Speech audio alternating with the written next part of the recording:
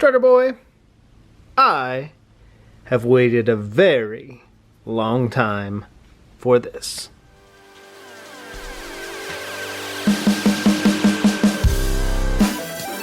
I said you'll have fun, and I won't disappoint you. Welcome, fellow Kiss fans. Welcome to It's All For You Demons, celebrating the fun of being a Kiss fan. And tonight, strictly talking.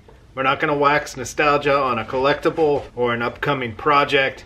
This is just going to be a nostalgic talk. And most of it may be centered around this man right here. Because last week, word hit that Bryan Adams had released a demo, his demo, of Rock and Roll Hell. When Rock and Roll Hell was released, I was on my computer Thursday night and it popped up, Bryan Adams Rock and Roll Hell on YouTube, and I'm like, what is this? So I click on it, him and the band on top of the Royal Albert Hall playing Rock and Roll Hell, and I was like, holy crap, Bryan Adams has re-recorded Rock and Roll Hell and our wishes have come true. Friday morning, woke up, listened to the stream of the single, saw that Jim Vallance is on bass, saw that Jim Vallance is on drums, listened to it, I was like, this is an 80s style Adams Vallance demo. This is the actual demo that they presented to Kiss, presented to Gene.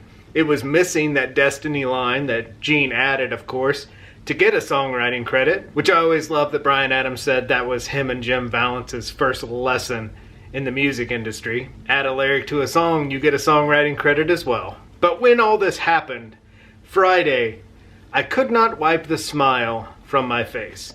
This is something I have waited for since high school. So I thought tonight we would talk, wax nostalgia, about this Bryan Adams Kiss connection that has intrigued me, fascinated me, and filled my fandom with joy since 1990. I became a Bryan Adams fan probably around 83. My sister had Cuts Like a Knife, so I heard it a lot. More of just a fan of the music, like this is great rock and roll pop music. Then of course, 84 rolls around, MTV, Summer 69, the Reckless album, all those videos from the Reckless album, Heaven, Summer 69, Somebody. You're gonna be a Bryan Adams fan, but still it was kind of like I like Bryan Adams, hadn't dove in past that. Summer after my 7th grade year, my sister loans me Into the Fire. This is her postcard from the Into the Fire tour. Loans me Into the Fire, and I listened to that album non-stop that entire summer and really fell in love with the work of Bryan Adams. Fast forward to high school, start playing guitar, want to form a band with Danny, and I gravitate towards a Bryan Adams style. Even my songwriting attempts at a young age were Bryan Adams type songs. I completely ripped off his track Hiding From Love from his first studio album and made it one of our Dreadful Etiquette songs called Taking a Chance on Love.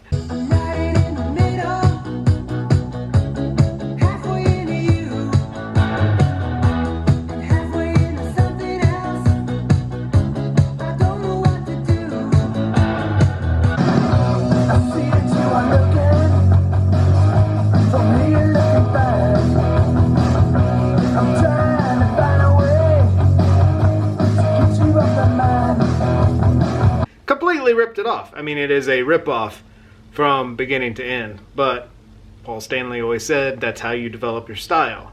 You steal from other people, just make sure you're stealing a diamond and not a piece of glass. Bryan Adams, in my book, was a diamond.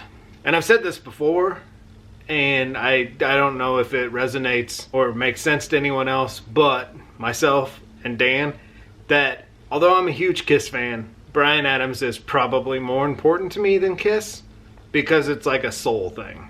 I think because I spent all those years in high school crafting my dreams, my songwriting style, my singing style to the work of Bryan Adams, that it's more of a heartfelt soul thing. I love Kiss.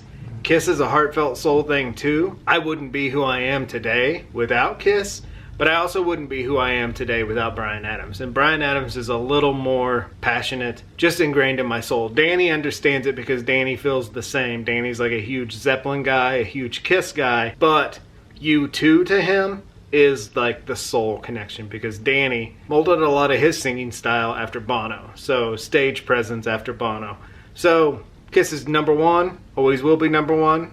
Judas Priest is number one. But Bryan Adams is a little more internal and just that weird spark that kind of in your heart means the world to you. So in my collecting life, I really did kind of scale back everything to only Kiss collecting, but I do collect Bryan Adams records, so let's take a look at those. First up, we have his very first single ever, Let Me Take You Dancin'. This is a promo copy, and this is a complete disco song. I believe this is 1978. Total disco song. They even speed up his voice to make it higher.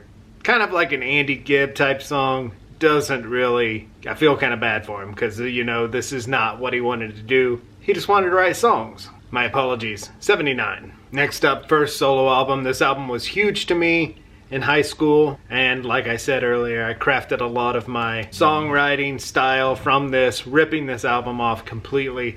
Always loved this cover. I've always wanted to do like a Large Marge picture like this and have it say Large Marge in cursive, but I'm not an artist, but that would be fun. Debut album, Japanese version with Obi. You Want It, You Got It.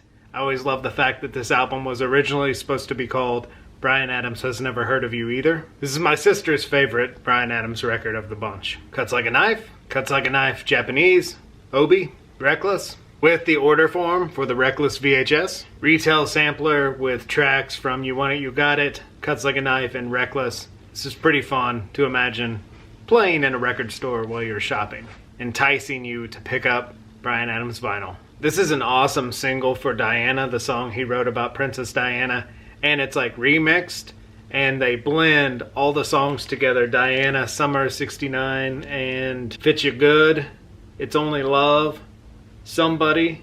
It's pretty cool. One of my favorite additions to the Bryan Adams vinyl collection because it's so weird but so cool because it's kind of remixed like a club song. Into the Fire, like I said earlier, my sister loaned me this, and this is my favorite Bryan Adams album of all. Not a big fan favorite among the fans, but this album spoke to me, kind of changed my life, and just every track, man, takes me right back to that time. It's cool when albums do that. Into the Fire with Hype Sticker, Into the Fire Japanese with Obi, Waking Up the Neighbors. You talk about a soundtrack to my senior year. My goodness.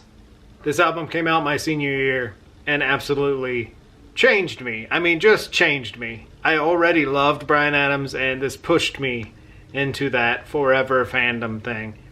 If you have never heard this record, I suggest you listen to it and just imagine this album by Def Leppard, because this sounds like a Def Leppard record. Produced by Mutt Lange, just has that late 80s, early 90s Def Leppard sound, and this is almost like the unreleased Def Leppard record. I love this thing. Even have my little CD liner notes from high school.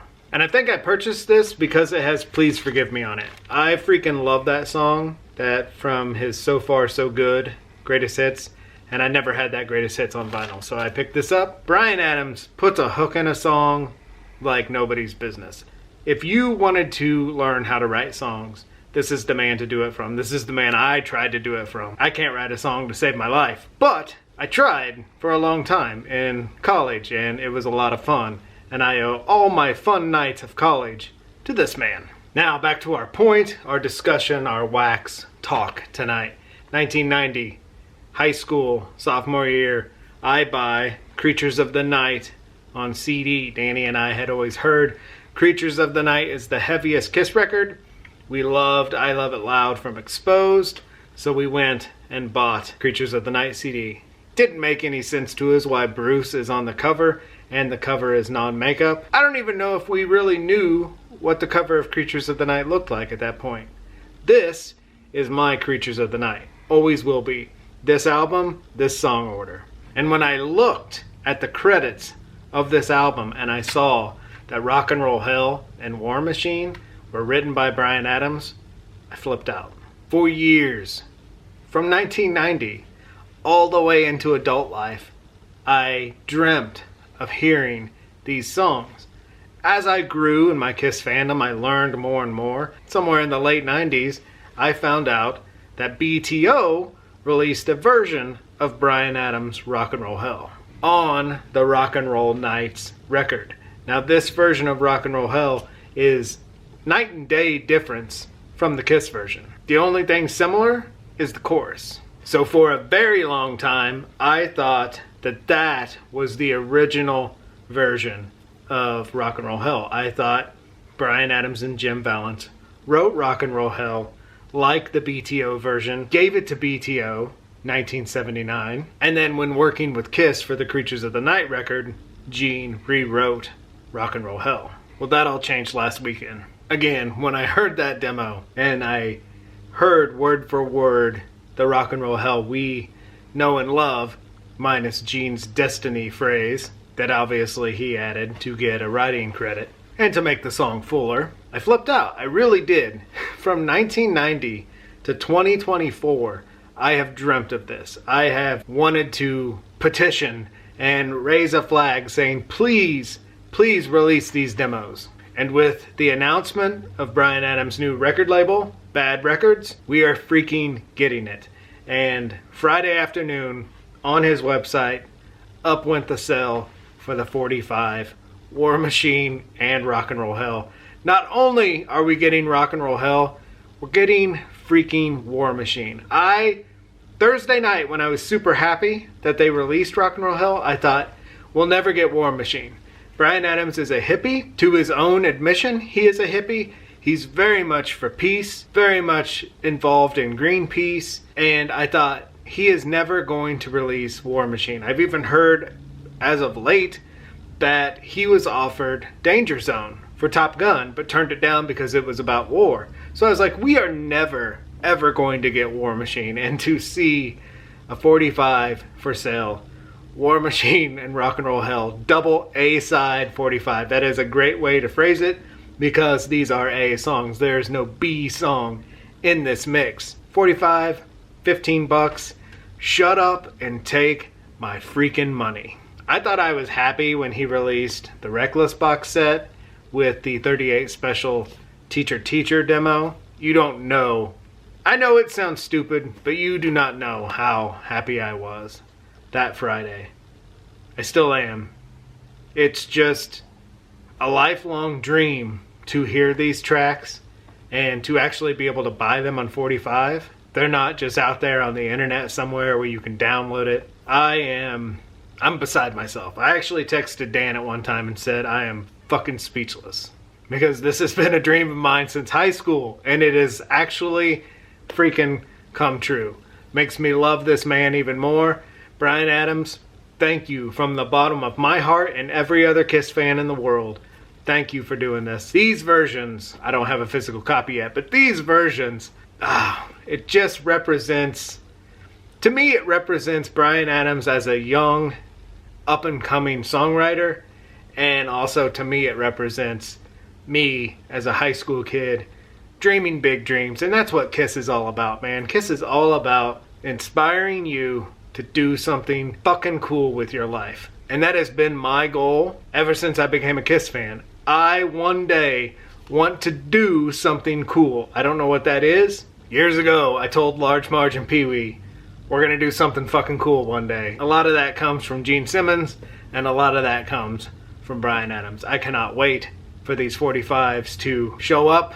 It's a pre-order. Can't wait, man. I'm just super, super happy, and I know tonight was kind of pointless. I'm just rambling, talking about something that's not even Kiss, but it is Kiss, so I apologize. I'm just as happy as a freaking high school kid, because this is something, dang. I don't know. This is the stuff that life's all about, right? Life is meant to be fun. Life is meant to be happy. Something great happens and you just rejoice in it. Little man here says, I don't know what you're talking about, but I'm happy too, Daddy. I'm happy. Strutter's happy. I hope you're happy too. Again, apologies for the rambling, but we're freaking happy. Speaking of happy, Pee-wee says, I'm in my happy place. Just a-sleepin'. Just a-sleepin'. Thank you for hanging with us tonight, waxing a little rock and roll nostalgia about the brand new rock and roll hell. Pee-wee says, shut the hell up with your happiness. I'm going to bed. Be good to your babies. Spay, neuter, microchip. Take care. Be safe. We, little boy here, will talk to you soon. Happiness. Dogs. Kiss. Nostalgia. Have a good weekend, everyone. We will talk to you soon. I said you'll have